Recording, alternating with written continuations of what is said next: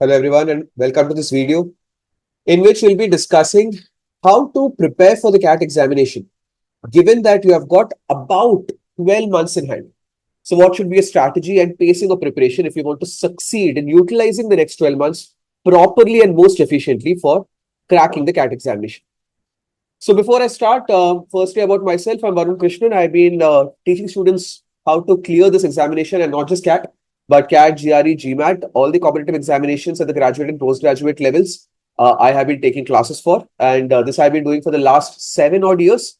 I am also a career counselor and I help students with applications to universities, both within India as well as abroad. And I have been taking this CAT examination regularly for the last 7 years. And this entire session, I am going to be talking about what I believe is the most efficient way of clearing the CAT examination. And purely, these ideas have been formulated based on my experience of having trained students for the last 7 years. I myself write these papers every single year, and I have a general sense of understanding as to what leads to most success and failures in this paper. And this session is an attempt to impart at least part of the lessons that I have learned through my journey during the last 7 years. Right. So, firstly, the broad sense of agenda for this session is that we are going to be decoding the syllabus. We are going to be looking at what the syllabus of the paper is and what kind of questions are present in each of the sections of the paper. We will talk about the salient points that we need to remember in each section. Then what I've done is I've divided the next 12 months of preparation for students into 4 phases, and we'll look at each of the phases, talking about what is important to be achieved in each of these phases. Then very importantly, we'll look at very commonly committed mistakes by students who prepare for this examination, which leads to a very inefficient usage of time. Then we will also talk about whether coaching is required to crack the CAT examination or not, and whether you can self-prepare for this paper or not. And of course, you can post your doubts and questions on the YouTube chat, which I will be answering personally later on as and when the comments come up. So firstly, looking at the syllabus of the paper, I think we all should know that the paper is divided into 3 sections broadly. We have got verbal ability and reading comprehension, logical reasoning and data interpretation, and quantitative ability. The verbal ability and reading comprehension, this particular section, the questions here can be divided into 2 types. We have got reading comprehensions, in which we'll be given a passage and we'll have to solve questions based on the information of the text of the passage. And in verbal ability, we have got basically 3 types of questions. We have got parajumbles, in which we'll have 4 sentences from a paragraph given in a jumbled sequence, and we have to figure out in what sequence should those 4 sentences be in order to create a coherent paragraph. Then we have got odd sentence parajumbles, in which 5 sentences will be provided, 4 of which will be from the same paragraph, from the same topic, but 5th one will be the odd one out. So we have to figure out that which sentence is the odd sentence out. And lastly, we have fill in the blanks, in which will be given a sentence separately, followed by a paragraph in which there will be 4 blanks for the sentence to be plugged into. We have to figure out that which blank among the 4 in the paragraph will the given sentence best fit into. So these are the 2 major parts of the VRC section, and the point to note here, most importantly, is that people often refer to this section as the English section. But I don't like to call it the English section or the language section, because nothing technical about language or English is actually tested in this part of the paper. Vocabulary questions directly are not asked. Knowledge of grammar is also not required to solve these questions. What is majorly tested is whether we can read content and make sense of it or not. So anyone, even from a non-English language background in their bachelor's, has got as much expertise as someone who has, say, completed a BA in English literature. Because nothing with respect to grammar or vocabulary is actually tested in this section of the paper. Next, we have got logical reasoning and data interpretation, in which we have got questions which can be solved purely by applying logic. So no pre-existing knowledge of any topics is required. We just need to be able to apply the logic based on the clues which are given to us in the question. So basically, we have to put together the clues, come up with our own logical deductions and conclusions, and using that, we have to get to the answers of the questions. You might also be given data in the form of tables or graphs or line graphs or histograms and pie charts, and you have to make sense of all the data, do some basic calculations with it and get to the correct answer. Those kind of questions are present in this part of the paper. And basically, there are 20 questions in this section divided into 5 or 4 sets of 5 questions each. So 5 questions per set. 24 questions which are present in the VRC section, 20 questions which are present in the LRDI section. And finally, we have got the quant section, which is also called the mathematics part of the paper. But even here, I don't like to call it pure math. It is basically aptitude, quantitative aptitude, which is being tested. Why aptitude and why not math? Because nothing from higher level math, nothing from 11th strength math is actually present as part of the syllabus. Only basic maths from a class 8, 9th and 10th syllabus mostly is tested in this section of the paper. So the modules of the quant section can be broadly categorized into 5 separate modules. First one is basic arithmetic, in which questions based on proportionalities and percentages and ratios is tested. Next, we have got algebra, in which again, 8th, 9th and 10th algebra syllabus, linear equations, inequalities, quadratic equations, a bit of properties of logarithms, a bit of AP and GP. These are present as part of an algebra syllabus. Then fundamental geometry, the theorems that we have learned in our school life, again in classes 7, 8, 9, 10, whatever theorems we have learned about straight lines and triangles and quadrilaterals and their properties. Questions based on those. Then number systems, in which our knowledge of things like divisibility rules, HCFs, LCMs, factors, questions based on those. And finally, we have got modern math, in which we have the only topics from our 11th and 12th math syllabus, which is permutations and combinations and probability. So what is to be observed here also as part of the quant section syllabus is that the syllabus does not offer any kind of a unique advantage to people from a science background. People generally feel that quants will be stronger for people with a science background, but that's not true, because nothing from higher mathematics like calculus or 3D geometry or conic sections is actually present in the paper. Something that all of us, even from non-science backgrounds, from commerce and arts background people, must have encountered all these topics during the school life. So some topics that everyone is familiar with, or everyone should be familiar with who has completed the schooling. Knowledge of those topics is tested in the quant section. This section has got a total of 22 questions. So this is what the syllabus of the CAT paper is, and put together, as you see, there are a total of 66 questions. For every right answer in the paper, you get 3 marks. And for every wrong answer, if the question is a multiple choice question with 4 options, you get -1 for MCQs. For non-MCQs, which means the questions do not have any kind of options, then you get +3 for the correct answer and no negative marking for the wrong answer. So this is how the syllabus of the paper is going to look like. Now let's look at each of the sections separately and understand the salient features of each of these sections. So firstly, when you prepare for VRC section, we need to remember that the primary skill which is majorly tested in the paper, as I said before, is reading. Now, reading is something that people misunderstand the meaning of reading. Reading does not mean pronouncing each and every word inside our own head. Reading means understanding as well the content that we're reading in depth.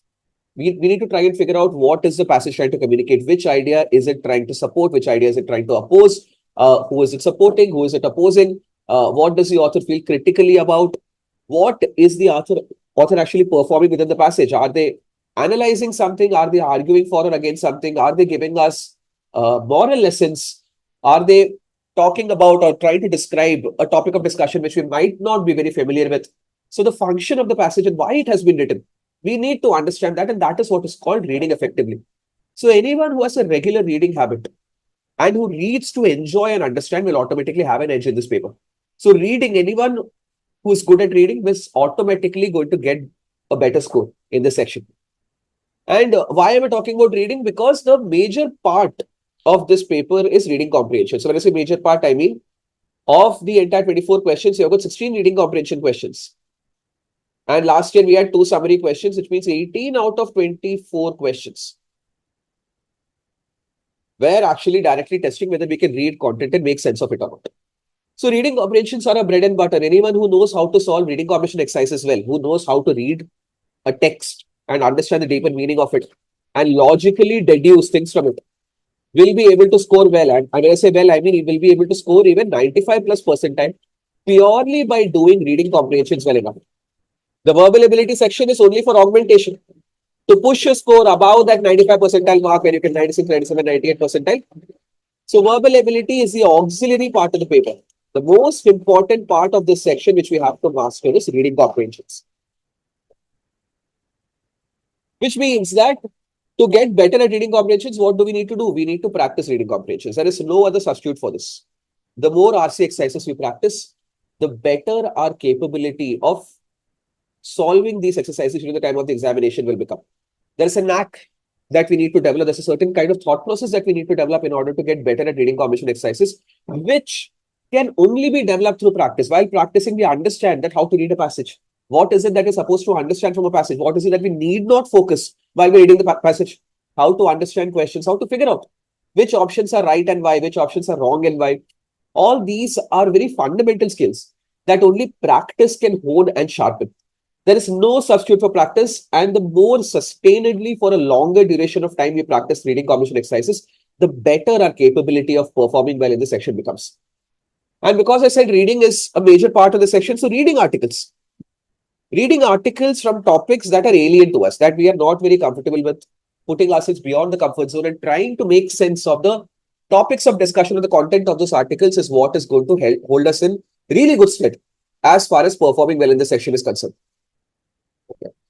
I personally recommend that this leisure reading of topics which are beyond our comfort zone needs to happen from international journals, because majority, MSc majority, I mean vast majority, more than 90% of the past 7 years of stat reading comprehension passages have been picked up from international sources. So the more we are familiar with content written by international authors in international journals and magazines, the better our capability of understanding the text during the examination becomes. People say that you can read Indian newspapers. Of course, you can and you should. As a responsible citizen of this country, we need to read Indian newspapers and editorial columns. But as far as CAT preparation specifically is concerned, we need to make an effort to go beyond domestic sources and read from international journals articles which are from topics that are beyond our comfort zone. And lastly, because VA is a very small part of the paper, do not focus upon VA preparation at the very beginning of the cycle, at the very beginning of your 1-year journey towards CAT. In fact, VA questions are also made in such a way that practice does not necessarily make us better at this particular section of the paper. These questions do not benefit a lot from practice. Of course, you need to familiarize yourself with these types of questions, but that can be done later. Maybe in the last 3-4 months of preparation, you can familiarize yourself with VA. But till then, majority of the time, when I say majority, I mean 85 to 90% of the time for CAT preparation should be dependent or should be focused upon practicing reading comprehension exercises and trying to get better at reading comprehensions. Okay. So this is what we need to understand about the VRC section. Similarly, when it comes to the LRDI section, we need to understand that we are always, to crack this section, learning how to think and not how to solve. What I mean by this is that every set of logical reasoning and data interpretation question that has appeared in the CAT paper over the years has been different. A different kind of a set in which a different kind of data has been presented to us, a different logic needed to be applied in order to get to the correct answer. Why? Because LR sets, logical reasoning sets, are not a test of pre-existing knowledge at all. We need not have pre-existing knowledge about how to solve a set and what approach and algorithm needs to be followed for solving a particular type of a set. Why? Because every set will require a different thought process and a different algorithm and process. So you are not trying to gain expertise in solving specific types of sets. What we are trying to do is that we are trying to learn how to think, how to interpret the clues, how to make sure that we know how to put together clues or hints given in multiple clues and then come up with extrapolated logical conclusions. And the more sets we solve, the better our thinking capability will be. It is like gymming for your brain. The more logical your brain becomes, the better your capability to solve this particular section will be. So what I mean is that we need to manage expectations in such a way that we are never trying to understand that, okay, if this kind of a set comes, I will solve it like this. That is not what is required to crack this section. Rather, it is a sharpening the logical side of the brain kind of an exercise. And this also requires a lot of practice. What we have to remember about this section while preparing is that this section is hands down the toughest kind of a section for 99% of the candidates who are preparing for the CAT paper. And even the sectional cutoffs, the scores at which 99 percentile occurs in this section is always lower as compared to VRC and Quant. Why? Because these questions are of a very different type and solving every set requires time. A lot of time and a lot of figuring out things while you're solving it. So initially when we start preparing for this section, try not to expose yourself directly to CAT level questions because that will only lead to a lot of demotivation. So don't get demotivated very early on. First, what we are trying to do is we are trying to familiarize ourselves with the different types of sets. So as a different types of sets, again, do not assume that every type of a set has its own method for solving. But what might happen is that a logical reasoning set might sometimes ask you to arrange a set of objects in a straight line using clues, and they will ask you which is the correct arrangement. Sometimes they will give us different parameters for every single object. That there is an object which has a particular position in the queue, which is of a particular color, a particular alphabet has been written. So we have to figure out which are the matching parameters. That which object is present in which position in the queue, is of which color, and which alphabet is written on top of it. Then there are questions in which there will be truth and lie problems. So there are three people who are talking. Some of them are telling the truth, some of them are telling the lie. You have to figure out that who is the truth teller, who is the liar, and using that you have to come up with conclusions about the statements that they are making. Right? So every set actually tests a different kind of an environment. I would say every set has a different kind of a story. So the more different types of sets we familiarize ourselves with, slowly and steadily we will get exposed to different ways in which clues can be phrased in the sets of this section of the paper. And for all intents and purposes, that's why LRDS section is also an extension, in my opinion, of the VRC section, because it is all about reading and understanding what the clues are trying to communicate. Then apart from logical reasoning sets, of course, you have DI or data interpretation sets, in which you'll be given graphical data like pie charts and bar diagrams and histograms. Numerical data will be present, and you have to understand what those graphs are implying, and then using the numerical data, you need to make some calculations to get to the correct answer. Right? So those kind of questions are completely dependent upon our capability to do percentages and ratios based calculation. So till we are good at the topic of arithmetic, we will not be able to solve DI questions well enough. So you have to initially prepare arithmetic well enough in order to do well inside the data interpretation sets of the paper. A very important thing to remember about this section as well is that it has a steepest learning curve.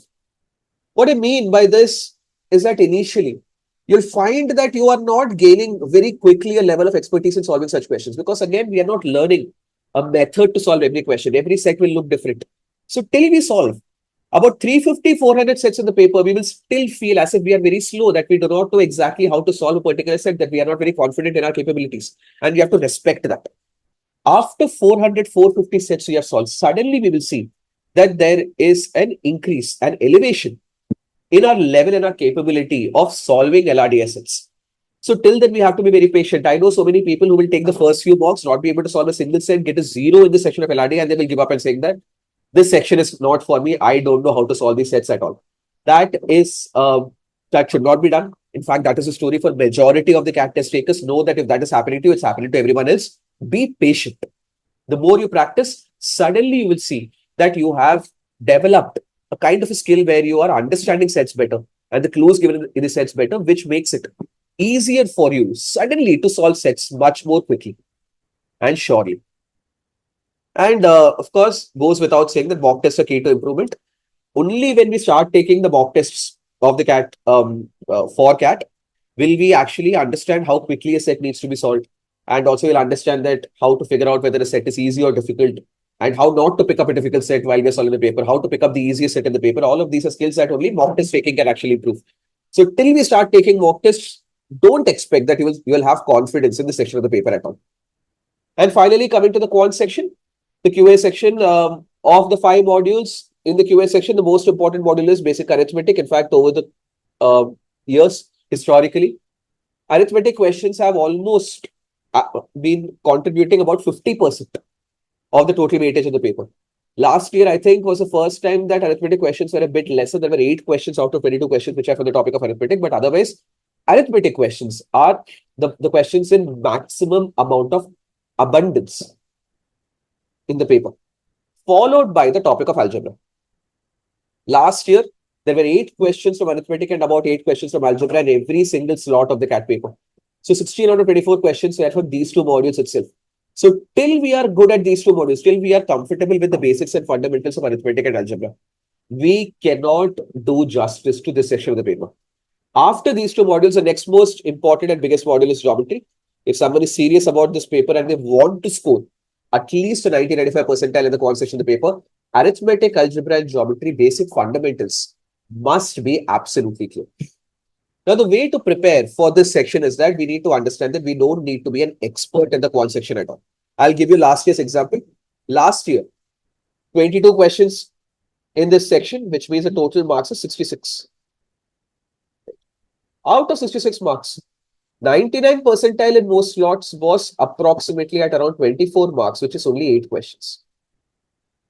which means majority of the questions, about 13, 14 questions in the paper, we had to leave unattempted, and even then we can actually get to a 99 percentile score in this section of the paper. So which means that this paper is not about expertise at all. It's not that I have to solve every single question, whether it's easy or difficult. This section is all about identifying which these easy 8 questions are and getting these easy 8 questions correct. And to achieve that, what we need to first ensure is that our fundamentals across all 5 modules are absolutely clear. Because if our basics are clear, if our foundation is clear, then we will be able to identify and recognize which the easy questions are in the paper, irrespective of the topics, and we'll be able to solve all the easy questions correctly. Last year, I would say about 6-7 questions are easy. I just need to solve 1 or 2 moderate level difficulty questions around to get a 99 percentile in last year's CAT paper. And anyone who could even solve the 6 easy questions in the paper is also going to cross a 90 percentile at the bare minimum. So remember that we are not trying to become an expert in any of the modules of this particular section of the paper. First, we are trying to make our basics absolutely clear across all 5 modules. Then after that, when we have time, then we will look at gaining expertise towards the fag end of our preparation. Okay. And lastly, again, just like in the LRDA session, goes without saying that mock tests are going to tell us exactly where our weaknesses and strengths lie. And then using that, we can strategize better as to where we need to spend more time in terms of preparation for the section. Right. If these 3 sections are clear, then let's move on and let's talk about the 12 months and how we can best categorize the 12 months into 4 phases in order to maximize our efficiency as far as using the 12 months to our benefit is concerned. So I have categorized the next 12 months into 4 phases of foundation, build, fortify, and scale. Let's go through these phases one by one. First phase is foundation. In the foundation phase, what we are trying to do is that we are trying to first, number 1, get comfortable with numbers. I know some people who have started working. Maybe you're not working in a particular sector or field where you're constantly dealing with numbers and number-based calculations. Maybe there are people from non-science backgrounds who are currently pursuing their bachelor's, but they have not even taken mathematics in the 11th and 12th. Or maybe during a bachelor's itself, you did not have any mathematics-based courses. So you have lost touch with basic operations like addition, subtraction, multiplication, division, solving of equations, calculating square roots, calculating values of fractions, knowing that what percentage is corresponding to which fraction. So gaining that sense of comfort with numbers and number-based calculation is extremely important. So in the foundation phase, first, what we will do is that we will try to make sure that organically, instinctively, mentally, we are being able to perform a lot of simple calculations. So knowing the square root of, or the squares of all numbers till 30 at least, should happen during this time. Knowing how to look at an equation and know and mentally solve it if it's a very simple linear equation, we should know. How to factorize numbers, how to figure out when I look at a number that what are the factors of this number. If it's a very simple 2-digit number, these things should come organically and these things should become very, very instinctive, because this is where we'll save time inside the paper. The CAT paper is all about utilizing the 40 minutes of each section very efficiently. And 2 sections, I would say LRDI and Quant increasingly are dependent upon how well we are working with numbers. So start getting comfortable with numbers, in fact, in your daily life as well. Every time that you can do a numerical calculation, do it in your own head. Maybe you say go grocery shopping. And after buying all the products, before the cashier bills you out, try to add all the items that you're purchasing in your own hand and see whether you are being able to come up with the correct total. So things like that, start indulging in those kind of practices and slowly and steadily start getting more comfortable with numbers. For people who have lost touch with math for quite a long time, maybe people from, say, commerce and arts background, maybe people who have not taken 11th and 12th math itself, for them, it can be very difficult to start off with the quant sections preparation directly at the CAT level. So if you feel that you have lost familiarity with quant completely, then for you, I will even recommend going back to your class 6, 7, 8, I would say CBSE textbooks like NCERT or even 6, 7, 8 books of R.D. Sharma, R.S. Agarwal. These books and exercises from these books can be solved in order to get back in touch with the absolute fundamentals and basics of the quant section or the syllabus of the quant section. Third thing that I will absolutely recommend people doing during the foundation phase is start reading for reading's sake. So what I mean is that I feel, unfortunately, a lot of our education system has curbed this intent to read for the sake of reading. We mostly have been reading so that we remember, we retain, we remember, we regurgitate during the time of the examination, or we read for an if A, then B kind of relationship. That if this is asked, I will do this. Instead of that, read for the love of reading. If we can start indulging in activities like these, that will help us a lot in reading comprehension exercises. So anyone who wants to pick up a reading habit, pick up books of high quality literature from topics that you're interested in. Start reading to enjoy things, to learn new things, not because I have to write an examination based on it. So if you can develop a reading habit during the foundation phase, that is going to help you a lot.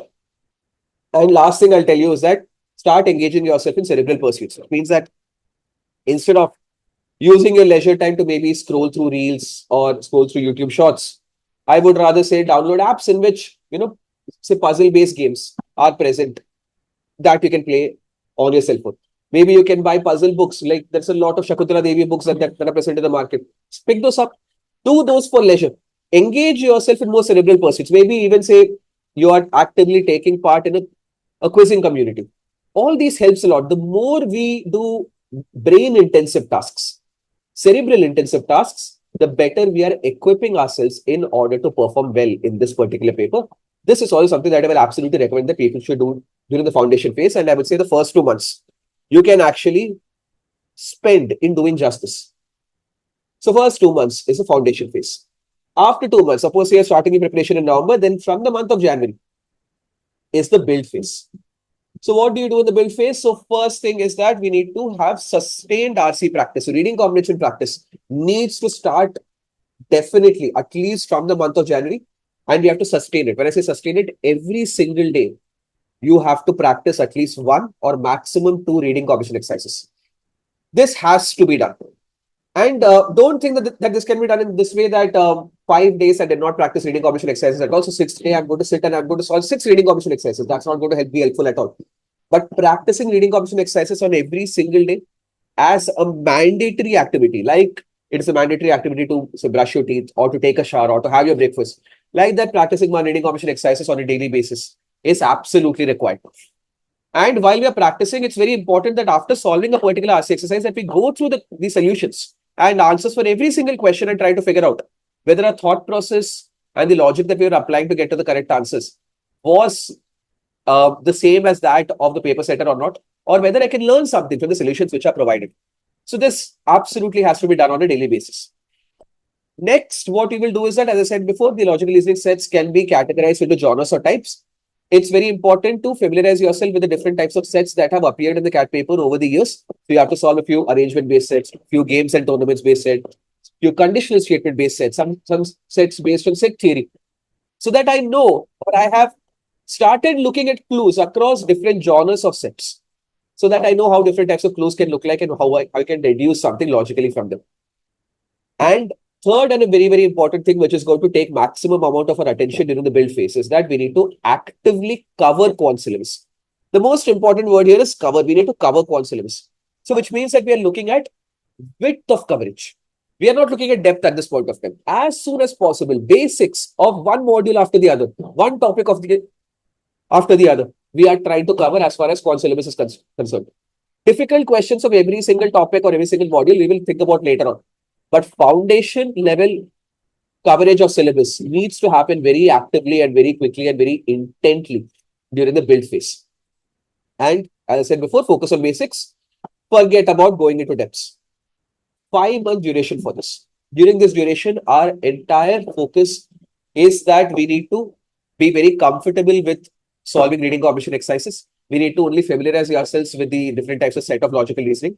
But most importantly, we will have to cover the quant syllabus in terms of width, in terms of fundamentals. And 5 months later, which means from January to May, by May, we should be in a place where we're familiar with the entirety of the paper, that all the different types of questions that are going to be asked, I am kind of familiar with most of it. Why? Because after this build phase comes a fortify phase, where we have gained the basic level knowledge. Now we are going to strengthen it. We are going to inject a lot of strength into preparation. So how are we going to do this? Number one, by taking mock tests. By the last week of May or the first 2 weeks of June, we should have taken our first mock test. Even if you are not comfortable with a few topics in the syllabus, even if you feel that I have to study a bit more, it doesn't matter. Mock tests are going to be a part of your preparation. They are not an indication of culmination of preparation. Because mock tests are going to teach you a lot of things as to how to prepare and what to prepare. So mock test taking needs to start. Irrespective of whether you have done your build phase properly and completely or not, you need to start taking mock tests by the last week of May or maximum by the first 2 weeks of June. After taking every mock test, it is very important to perform intense analysis of your performance. So go into the mock test with a particular target that I know that I have studied well enough to do this much in the paper. After the paper, sit and think that what are the things that I could not do during the mock test, which I know that I absolutely could have. Very easily, I should have done it, but I did not do it. That's why my scores have suffered. Figure out your weaknesses, your problems, and your shortcomings and work on them. This is extremely important to do. Taking a mock test is very easy. Analyzing it completely in depth, if that is not done, then the entire mock test taking process is a waste of your time. Next, what we'll do is, once the weaknesses have been uncovered, once I know that these are the problems that I have, then targeted practice to plug the gaps. That say, I think that I have completed the topic of time, speed, and distance. But every time I'm seeing a circular motion question, I'm just leaving it immediately because I'm kind of afraid of this particular topic. So while giving the mock test, if I'm not even trying to solve circular motion questions, that means that I need a lot more practice to get confident with circular motion questions. So things like that, the mock will reveal to us. And once our weaknesses have been revealed, after the mocks, we are going to be targeting practice to plug the gaps in our preparation. And the mock test, not only will it reveal our weaknesses, but it will also reveal our strengths. That some topics, some kind of questions are coming to me very naturally. Maybe one section I'm very, very comfortable with. So then we need to fortify. So this is where we need to fortify, where we deep dive into our strengths and make sure that our strengths are exceptional. That our strengths will make sure that even if our weaknesses takes away a few marks, our strengths will more than cover it up. So understanding and recognizing your strengths and doing a deep dive into them, making a few topics absolutely your area of interest or area of focus is very important. Duration of this is about 3 months. So June, July, August. By August 10, we would have fortified our preparation. Then comes September. And that's where phase 4 starts. September, October, November is where we are going to scale. So we have already figured out that what are the common mistakes that we are making. We have already tried to strengthen a few things in our syllabus. After this, from September mid, I would say maybe after September 15th or September 20th, your scale phase starts, where we are now trying to maximize the scores inside the mock tests, because I already have worked well on my basics and fundamentals. So which means that mock tests are alpha and omega. The beginning and end of scale 4 is taking mock tests. We are going to take mock tests over and over and over again. Maybe from the 15th of September, we are taking 1 mock test every week. Then from October onwards, we are scaling that up to 2 mock tests every week. By the end of October, by the last week of October, we are going even up to 3 or sometimes even 4 mocks per week. Because almost everything else with respect to syllabus coverage is over. So we are only practicing beyond mock test to keep in touch. That maybe say some topics I have lost touch with, and that the mock test will reveal that it's been a long time since I've practiced questions based on number systems. So then what I'll do is that I will practice number systems to get back in touch with it. Or I've forgotten how a truth and lie question looks like inside the logical reasoning part of the paper. So I'll solve a truth and lie question to again get back to the basics of how to think about the clues given in that particular type of a set. So practice only to keep in touch. Practice not to acquire new knowledge at all, because knowledge acquisition has ended during the 4-5 phase itself. Then this is a time where we will go into previous year papers. Previous year papers not before the scaling phase. Hold on to the previous year papers till the scale phase. Maybe during the month of October, from the second week of October, start taking the previous year papers, because that will give you a very good sense of understanding that now that you have all the knowledge, how would you have done had you taken the CAT paper 2 or 3 years ago? And that will also reveal to you a few of your weaknesses. And by doing all of this, by taking a lot of mock tests, by solving all the previous year papers, we are trying to become a well-oiled machine. That we are trying to work like clockwork. That giving the paper becomes an instinct. That the 2-hour duration of the paper is second nature to me. I don't even need to look at the clock. I don't need to even think about how fast or how slowly I have to read a passage. I have to solve a question. All of this becomes a natural instinct. So you have to take so many mock tests that the entire test taking process becomes second nature to us, and it starts working like clockwork with us. And this is the last 2 months, 2.5 months of preparation. So by November, then you are ready to ace the paper in the last week of November when the CAT paper is conducted. So this is what is the scale phase all about. Let me talk about common blunders, common mistakes that students commit during preparation because of which they lower the efficiency of preparation. First thing is that they over-focus on one section. I know people who will do things like, sir, I know my weakness is VRC. So I'm going to practice VRC only intently for the first 5 months because I know LR and Quant I can cover up later. That is going to lead to an absolutely detrimental and horrendous state of affairs when you are giving the mock tests. CAT paper preparation cannot work like this, that you can focus on one section at the expense of others. All three sections need to be taken together at least from the month of January. You need to have a very regular practice, I will say, on a daily basis of all three sections. Only then can we expect to master all three sections of the paper on the day of the examination.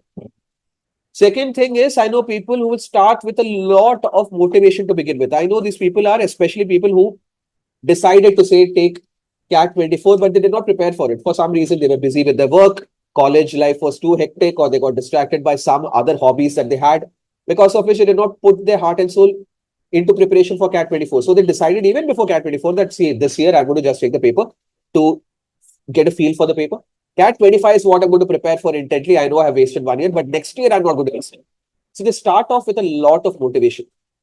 But then what happens is that they spend about 7-8 hours in the first 3-4 months of preparation. And then by the 5th month, they are burnt out.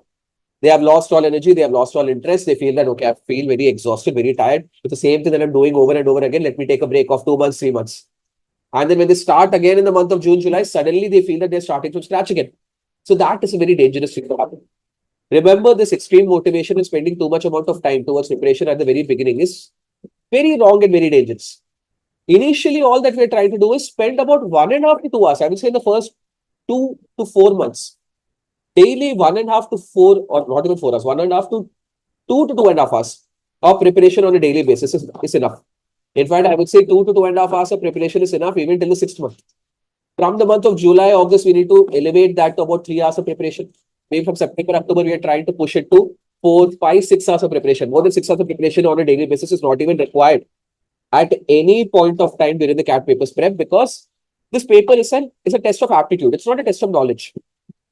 It's not like I have to sit and mug up concepts and a lot of theorems and formula, or I have to understand, I have to know a lot of facts in order to write the answers to this particular paper's questions. No, it's all about thinking about questions very logically and applying logic to it. That's what the entire paper is about. So for that reason, do not burn yourself out at the very beginning. Remember that we are trying to peak at the right time. In the last week of November, our brain needs to work at its peak performing capacity. So don't tire it out at the very beginning of this preparation.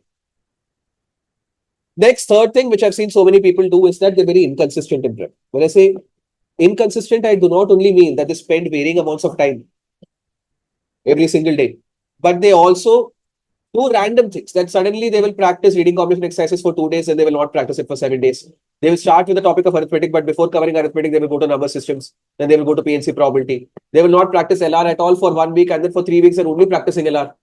So this is also called inconsistency of prep.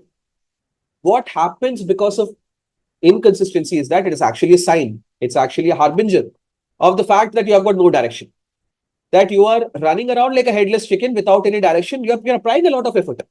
On every single day, you're putting in a lot of effort, but that is not being directed towards a particular outcome. You're not thinking about the consequences at all. You are just practicing whatever comes to your mind. So this kind of inconsistency of prep often leads to us not deriving any kind of a positive outcome from our efforts. I see so many people who prepare for this examination 2-3 years, brilliant people, no problems as far as brain capacity is concerned, or no problem in terms of effort either. But still, they have not been able to do well in this examination because all their efforts are being put into something like pushing a stationary wall. Of course, stationary wall, no matter how hard you push, it's not going to move. So we need to have a direction. We need to understand that what we are practicing, why we are practicing, till when we have to practice it, what outcome we are trying to achieve through our practice. And that is what will lead us to consistent and properly directed sense of preparation. That needs to happen as well. Fourth thing, which generally happens when people start taking mock tests, is that they have a very wrong sense of expectation. They believe that in the first 3 mocks, if I'm not getting a score which is equivalent to a 99 percentile on the day of the CAT examination, then this entire preparation has gone to waste. So in the month of June, July, they start expecting a score of 80, 90, 100 in the mocks that they're taking, which is not going to happen and which need not happen because we are trying to get to 90, 100 marks in the last week of November. So expectations need to be managed. Know that why you are doing something during the early phases of preparation at least. Then don't have wrong expectations. The first few mock tests that you take needs to be bad. You need to absolutely fail horribly in getting a good score during the first few mocks because only then will you reveal to yourself what your weaknesses and problems are, and only then will you be able to overcome them or plug your gaps in preparation.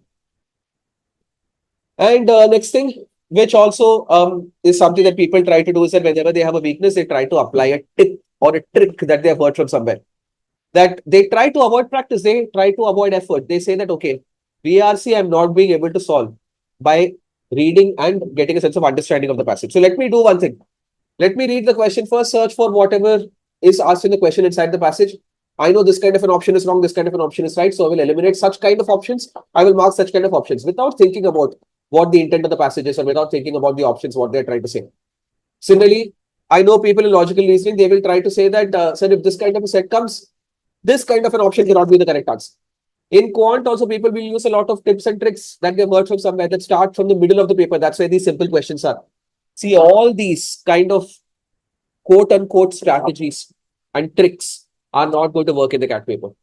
The CAT paper genuinely, over the course of the last 7 years, I have understood one thing, that the CAT paper is genuinely a paper that rewards preparation, that is going to give benefits to the students who has made an effort to get better at the fundamentals of every single type of question that is asked across all three sessions.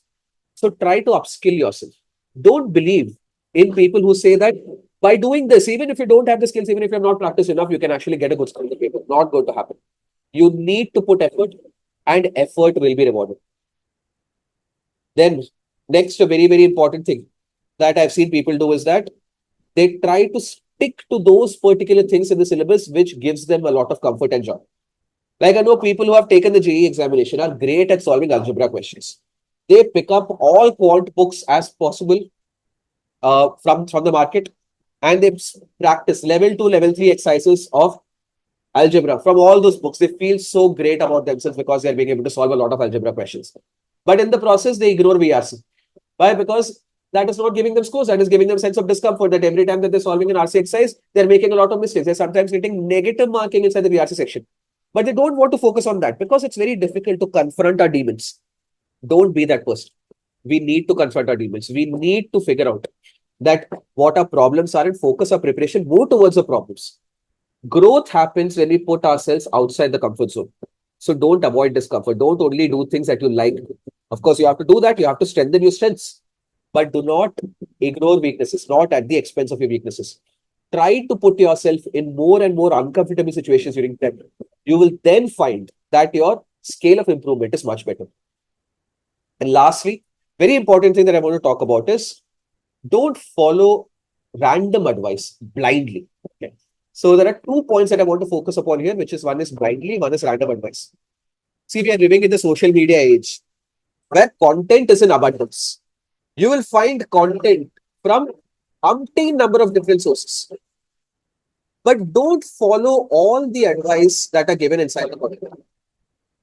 First thing that I'll tell you is that don't follow advice from 10 different sources. Because every source, even if every source is absolutely credible, absolutely giving good advice, even then, it does not mean that all 10 put together will actually give you a positive outcome. Because all 10 put together might actually create a confused soup. Maybe following advice from one particular source is much better than following advice from 10 different sources. Number one. Number two, try not to take advice from people who are not in the profession of helping people prepare for the examination. So why I say this is because, say, if I'm in the profession of helping people prepare for the CAT examination, then my livelihood depends upon my advice. I will not give advice which is going to be wrong. Plus, if say I've been teaching students for the last 7 years, I have not just been writing the examination myself for 7 years. I have been writing the examination along with every one of my 500 odd students every single year. 4,000 people in total over the course of the last 7 years at least have been writing the paper based on my advice. So I have 4,000 papers experience, as compared to a student who has one single year's experience in which they have got a 99.99 percentile. Kudos to them. But the thing is that they only know what has worked for them. But what has worked for them might not work for everyone else. Remember, CAT paper is not a one-size-fit-all kind of a paper. That it's not possible that if everyone does the same thing, then they will succeed. If that were the case, and if I could figure out the one thing that everyone could do to get a great score, I would tell that to all my students. In fact, everyone will tell that to all their students. But that is not how the CAT paper works. Everyone has got a unique way of approaching questions. Everyone has got unique strengths and weaknesses. So our approach, our strategies for the paper, our preparation is going to be unique to what kind of a person we are. So try not to take advice from people who have only experiences of one singular duration of taking the paper. And this is not just true for the CAT paper preparation. In fact, I tell people that this is true for all walks of life. Like, I respect a lot of people hugely. For example, my high school physics teacher has been a huge sense of an influence and inspiration for me, who has till date contributed to a lot of successes in my career.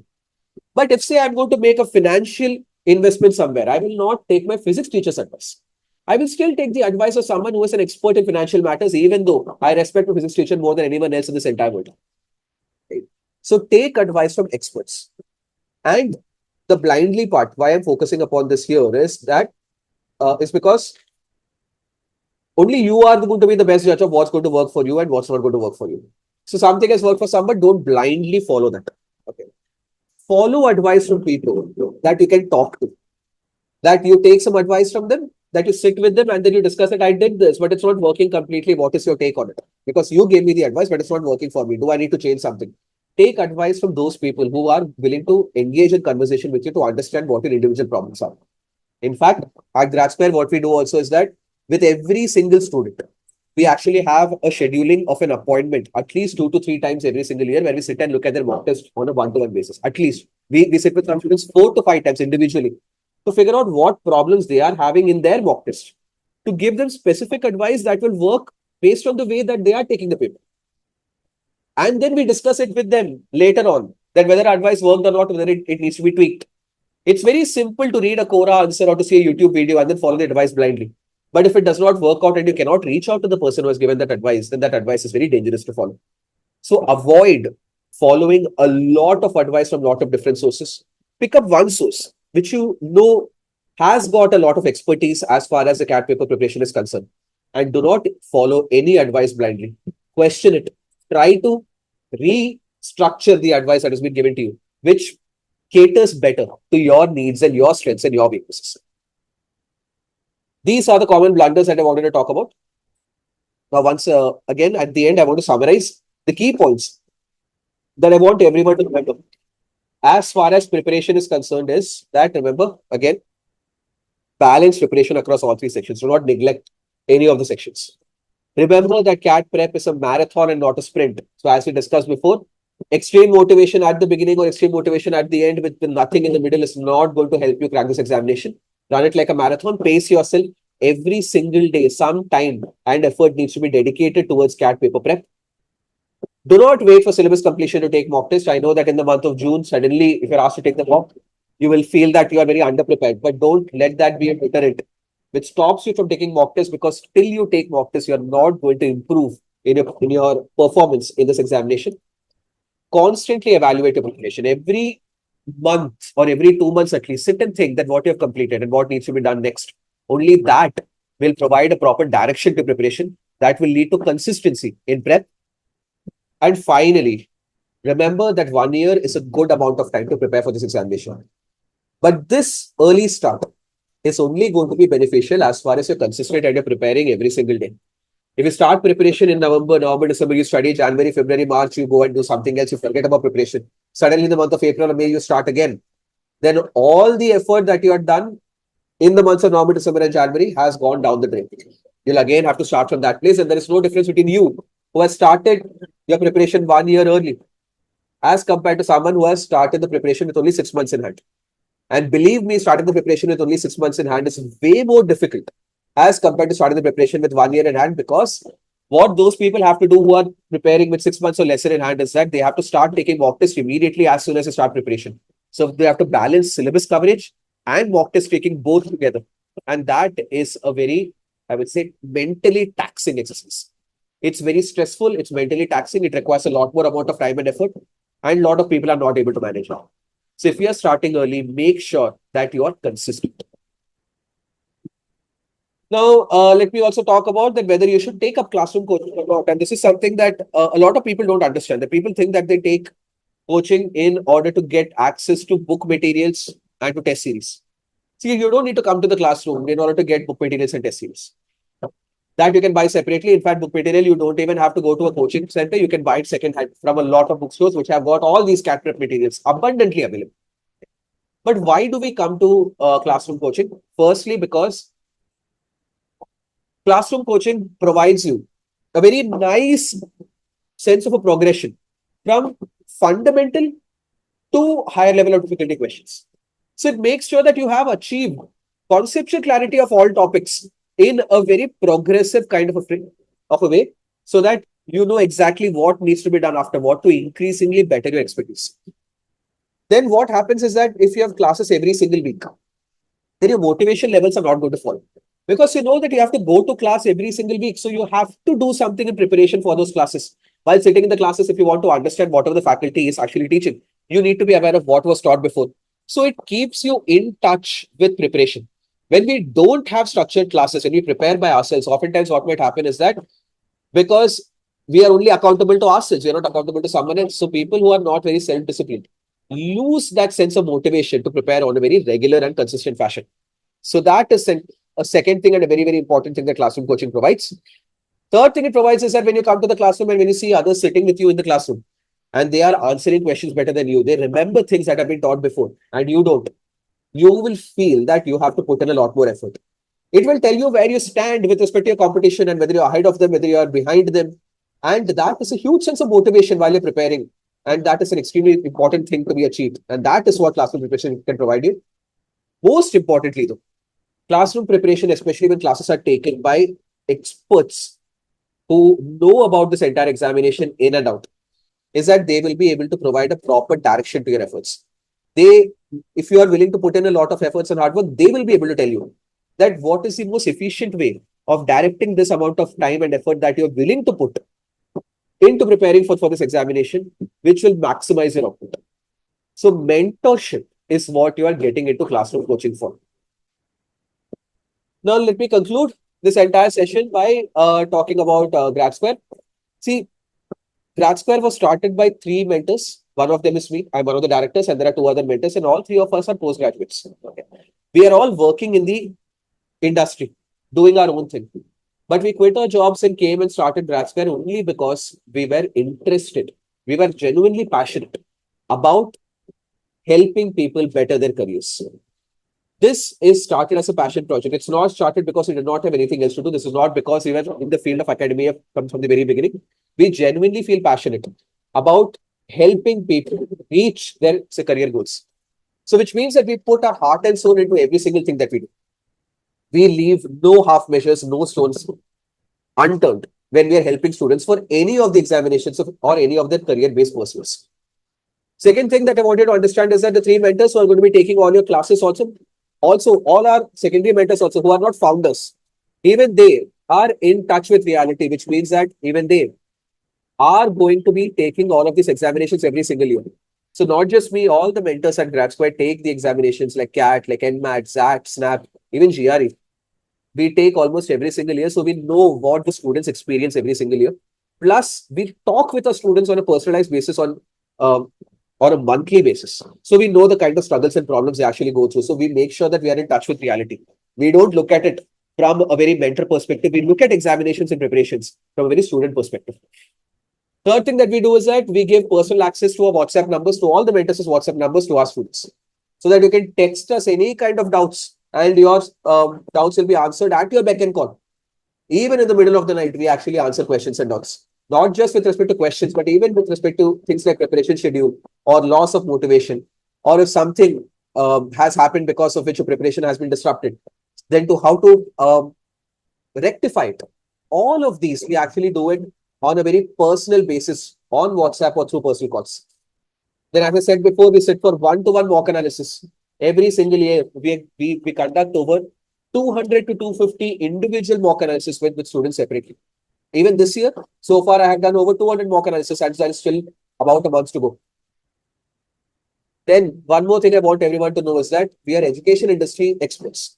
We are not just a CAT preparation institute, but we have got expertise across all different disciplines and postgraduate degrees and graduate degrees, and we help students prepare for not only examinations but even applying to programs across domains and sectors. So if at all you are a student, then our mentorship does not remain confined to the examination only. We will be your mentors. We will help you out with any kind of career-based questions and doubts you have. In fact, our students who after taking the CAT examination, after finishing their MBA, are still in touch with us. Whenever they want to figure out that whether a career switch is important or not, whether they should be doing something or not, whether they should be taking up a certification, whether they need to do a second postgraduate degree or not, they still get in touch with us and we are happy to help them out. You are once a student, you're always a student. And lastly, I want everyone to know that we are result obsessed. We judge our worth, we judge our success by the kind of results that we produce every single year. And if you want to know more about the number of students that we send to top colleges through the CAT examination every single year, I would recommend everyone to get in touch with our counselor, Sanjukta. Her number is given here. You can contact her. You can get in touch with Sanjukta in case you need any of her services or in case you want to ask about our results and get to know us better. Please get in touch with Sanjukta. Find out whatever services that we are providing. And if you want to enroll, that will be great. And I'll be looking forward to joining you on your journey to your career success. That's all for the session here. Thank you.